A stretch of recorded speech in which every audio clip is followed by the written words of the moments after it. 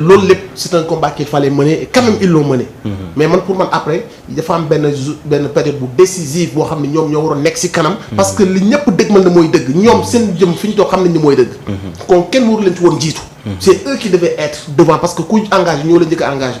mais on a eu l'impression que ni dernière phase bi ils l'ont raté.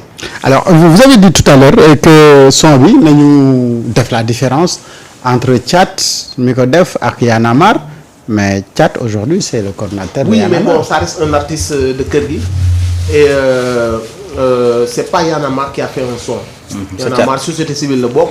après comme ni ma la waxee mën nañ jël ay positions yoo xam ne ànd ci mooy bi ñu ñëwee ne dañoo war a àtte manifestants yi. moi j'étais pas d'accord avec eux te wax naa leen ko avec tout le respect que je leur dois. je continue à le dire je les respecte. mais Thiat est un artiste mi génne son di suñu label Y'en a marre. kër gi moo ko génnee donc on doit faire la part des choses celui qui a attaqué ce régime là c'est pas Y'en a marre c'est Thiat de kër gi. tout à fait alors Adama. sa avis sur ce son de Thiat bi nga xamante ni quelque part moom dafa gis ne lu factuel lay wax. promesse non tenue. tas yaakaaru ex-détenu tey ex-détenu yi si kanam léegi dinañ manifester. déjà man Thiat quelque part il a raison. non déjà man Thiat pour man c'est normal dafa nekk ci liggéey en fait foofu laay wuteeg gis-gis mon frère Nit Doff.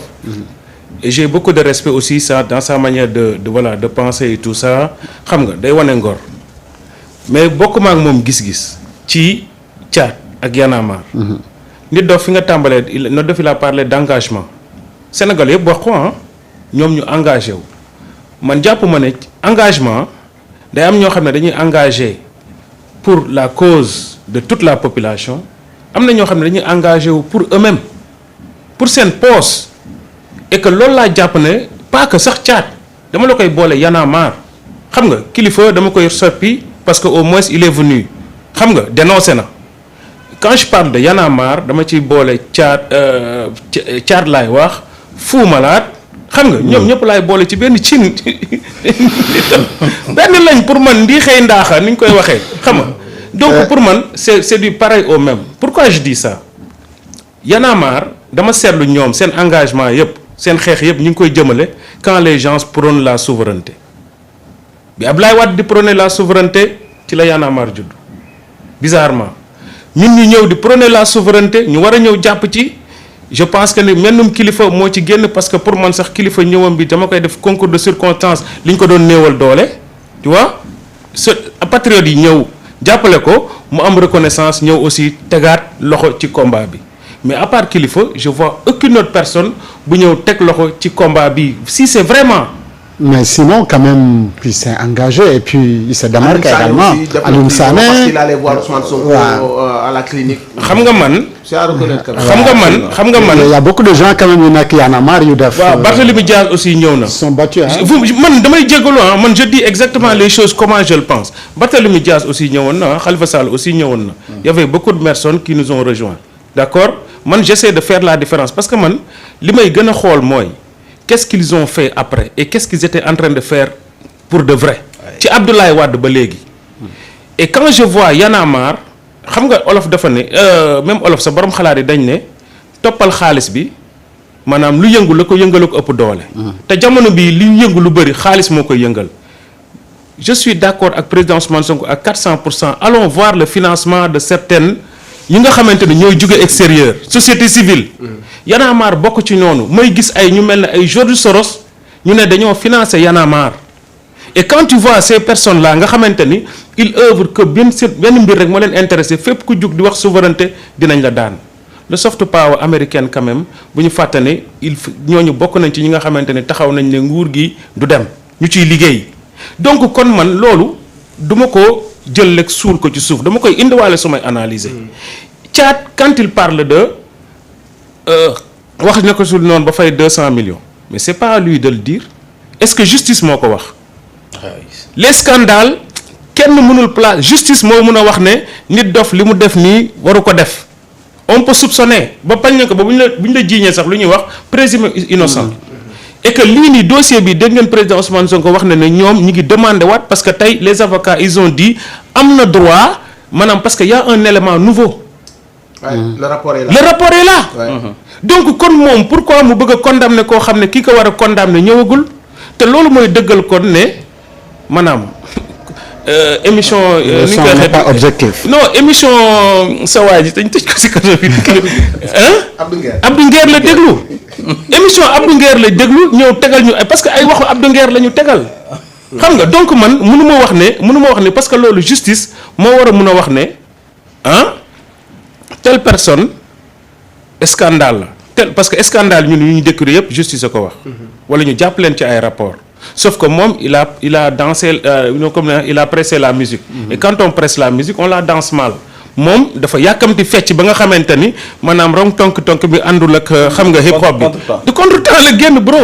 donc moom pour man dafa nekk ci mission et quand j'ai parlé de mission tantôt gis nga man toutes ces personnes là yi jot des financements ak des organisations financement international dama lay boole ci loowu ay Madiambal Diagne ak ay ni ñu koy waxeeti comment ça s'appelle Cheikh Yérim Seck ak xam nga exactement parce que man foofu laay waxee ne ñun suñu xel foofu la war a dem qui sont les gens yi nga xam ne ñoom ñooy jóg pour déstabiliser ce pays là pendant ñaata at dégguñu la nga ne da nga feebaroon ok tey tane nga d'accord mais bi nga ñëwee tane sax waxal ne gars yi affaire bi am na lu ma raté ma jéem a dabe d'accord yow dabe woo mais qu'est-ce que tu es en train de faire tu es pressé de cracher du venin sur ñi nga xamante ni tey ñoom ñoo fi nekk di jéem xam nga donc pour man c'est au-delà de objectivité ou bañ a objectif pour man c'est de la mauvaise foi et que man pour man c'est du travail de mercenariat.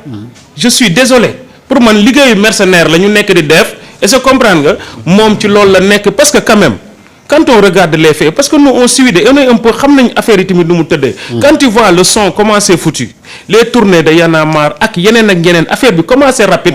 mais on se wala comment il non comment c'est foutu bu ma wax waaw mooy nu mu demee quoi. waaw non comment il a travaillé. waaw comme non il a pris son temps de travailler le son quand même. ah bon.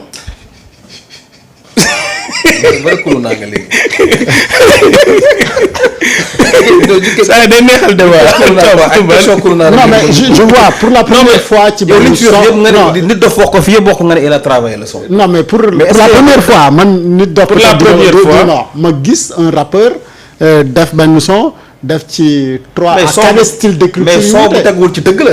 waaw mais xam nga nit dof démonté na ko. waaw mais que style d'écriture yu wuute la ci def 4 à 3. waaw mais boo amee 3 man ni nga war sa oto am 4x4 bu baax. waaw mais nga de Thiès nga jël yoonu Kaolack bi.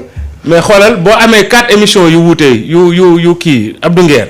c'est normal nga am 4 écritures yu différentes forcément.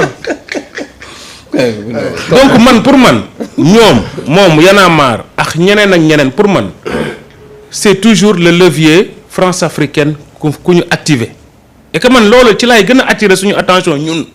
parce que ñun lañ bëgg a yàqal ñun lañ bëgg a xeex c'est à nous de comprendre ñoom qu'est-ce qu'ils veulent faire. parce que c'est le même appareil moo jugoon doon xeex Abdoulaye Wade même si Abdoulaye Wade il a fait des choses yoo xamante ni d'accord uñ si mais quand Abdoulaye Wade a commencé de parler de souveraineté c'est là où ñëpp sam ko Macky Sall bi mu fi ñëwee waxul souveraineté. ke déggoo kenn. on a eu après les informations sur le défunt là. foofu laa doon ñëw. jërëjëf bro. Pape Massata Diack te mu yoroon papay Massata Diack. Lamine Diack yal na ko yàlla yërëm. lui-même il a dit bi ñu ko jàppee ci détournement fonds athlétisme yi. il a donné 1 milliard à Y'en a marre. mais bro 1 milliard liggéey la. am na ñoo xamante ni tey peut-être que ni ñun frégué ñuñ parce que Sénégal moo ñu gën a lépp nit dof frégué wu la yow tamit maas t'as beaucoup perdu xam nga donc tey frégué wu la parce que Sénégal moo la ñor mais am na ñoo xamante ni pas soxlawul 1 milliard 100 000 francs ñu jaay kañ leen fi jàpp 70 000 waa ji ma bokkal tur 70 000 c'est ça et donc ñun il faut ñu comprendre ne gars yi dañoo nekk ci suñuy tànk et ils ont activé les leviers et sur ces leviers France africaine jóg nañ et tout ce qu'ils cherchent à faire c'est de nous déstabiliser par A ou par B c'est à nous de comprendre ça donc nag léegi boo comprendre son wu Y'en a marre son bu ñëwee da nga koy teg dënnu son caat waaw xam nga rek comme man dama leen a boole ñoom ci benn panier parce que xam nga tey quand on parle de Y'en a marre xam nga man ku mel ne Fou Malade gis nga Abdou Karim Gueye on a parlé de Abdou Karim Gueye. attention c'est un chef de parti ah fi mu toll nii fu mu la. waaye créé gul dara oui ma yooyu yëpp ci technique gu dóor bi la bokk dinañ si ñëw xoolal gis nga Abdou Karim Gueye nit ku ma fonkoon la ku ma naw la gis nga Abdou Karim quand il a sorti de prison ma commencé gis mu toog ak Fou Malade ñoom ñaar ñu def benn émission Karim commencé di dóor ay xam nga di sóor ay xeer yu ndaw dama taal sama moto dem ba gàllem ñu toog ma ne ko Karim ñu ngi lay conduire ci erreur l'ennemi le problème c'est pas au président Ousmane Sonko. gis nga tey ñi lay pousse ci kaw Ousmane Sonko c'est eux l'ennemi du peuple. et faut pas ñu utiliser yow sa nu ñu koy waxeeti sa mécontentement. pour ñëw dal ci président Ousmane Sonko s'il y a quelqu'un qui peut nous sauver c'est le président Ousmane Sonko. parce que boobu dama leen xam ñoom xam lu ñuy liggéey. ah oui.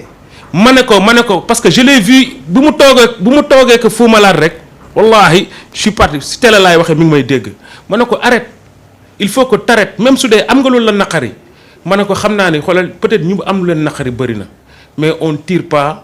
gaal gu ñu toog di joow kenn du ko bënn loo am lu la metti fais gaffe parce que xam naa ni gars yi ils sont tellement contents xam nga ils sont alertes bu ñu gisee benn nit dox ba xaw a mer tuuti rek dañuy dem dufal la sa mer ba pare xaalis bi ñu sàcc dafa bëri bro. dafa bëri mi ngi ne xas ci dëkk bi. te xaalis doxul jàmm. xam nga c'est très dangereux ba pare Abdou Karim il avait l'impression que on l'a trahi. xam nga un moment donné aujourd'hui je pense que ni voilà il est à un niveau. d'une cancérisation généralisée. Il est irrécupérable je pense que ne Abdou Karim Gueye parce que bu demee ba toog parce que mooy li nga wax léegi man mënuma comprendre damay xeex conviction am na lu may metti. il est toujours récupérable parce que. non c'est terminé. xam nga day jégalu Alioune Sall. moo tax ma ne la nag wuy ma foofu la toog na ci ba mu demee ba jégalu ab nu ñu koy waxeeti. Alioune Sall. mënoon na faa jaare jébaluwaale Macky Sall ak Macron ak Donald Trump. xam na ni moom yegg na à un stade boo xamante ni li ñuy wax feebaru cancer à un stade voilà mënatuñ terminal jërëjëf Mass et donc man loolu laa seen muy ñëw te loolu laa doon bañ te pour man amoon naa respect si moom parce que xeexkat la woon il est pour man c'est un élément bu ñu war woon perdre ak moom si ay maladresse am wala ay yenn sorties ratées wala en tout cas yenn façon d'amalgame de jaxase affaire yi ak religion de même soo d'accord ak moom dans le fond le combat qu'il a mené da nga koy nangu. Frère très sincèrement et man j'avais pas envie qu'on le perde.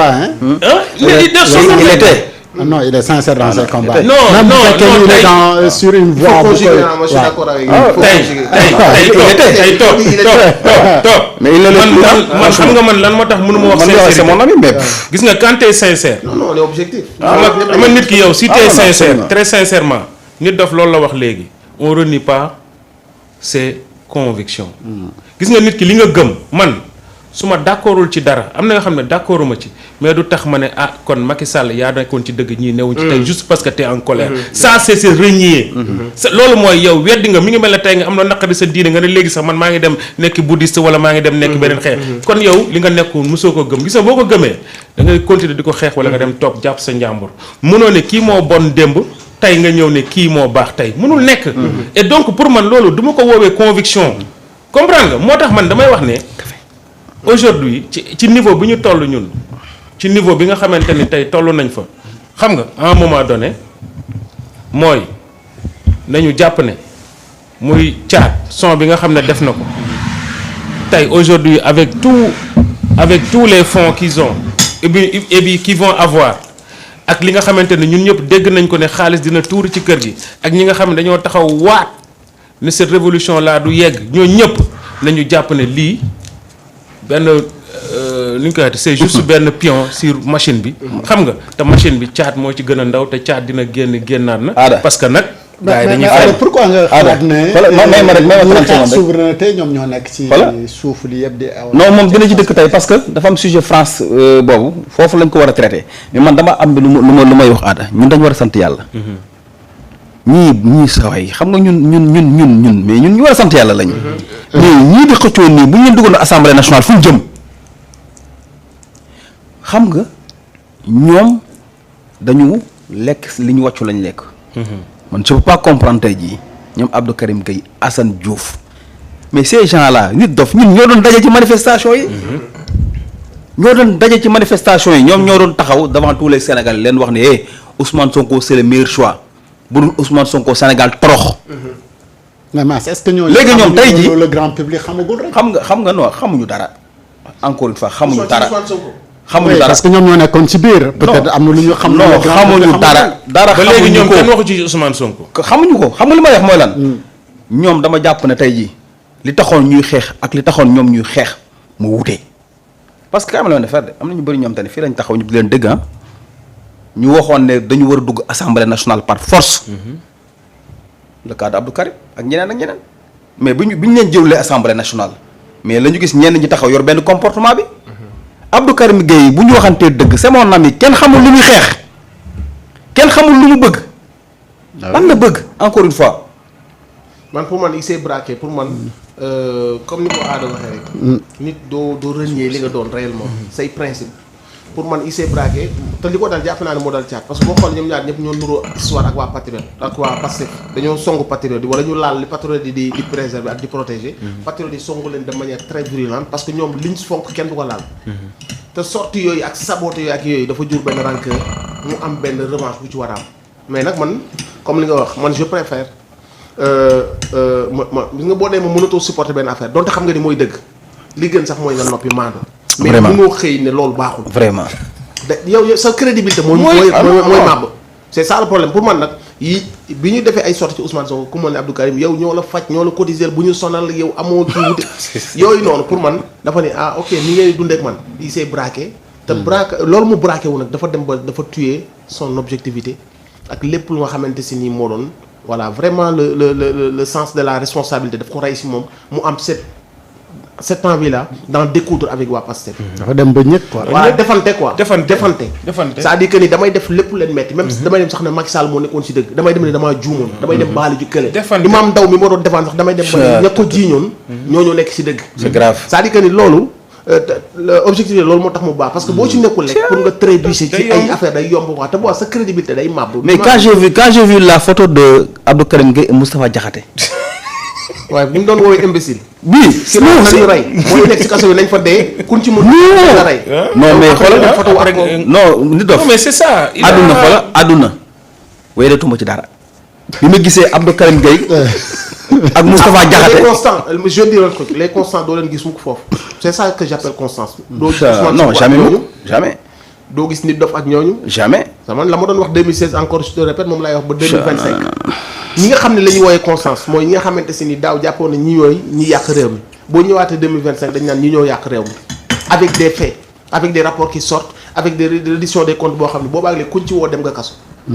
muy Mansour Faye muy Moustapha bon j'aime pas Moustapha Diop sama mère ah boo duggee cité boo duggee cité rek la yàlla xam bon y a énormément bon dinañ ñëw ci réduction des comptes ci ak audit de fonds bon de façon générale alors là on va parler des ex-détenus ak notamment le mort de Mamadou Seck qui a fait quand même couler beaucoup de larmes au Sénégalais mu metti waa Pastef notamment yéen ñi nga xamante ni je sais pas ndax mos fekkante ngeen n'est-ce pas prison. ouais non parce que man bi may dem fekk na moom ñu yóbbu ko je pense. pavillon spécial waaw. parce on que était bi muy pas dugg ensemble à Rebeuss. waaw bi muy dugg dafa doon traîner ay pathologies. sa mort oui.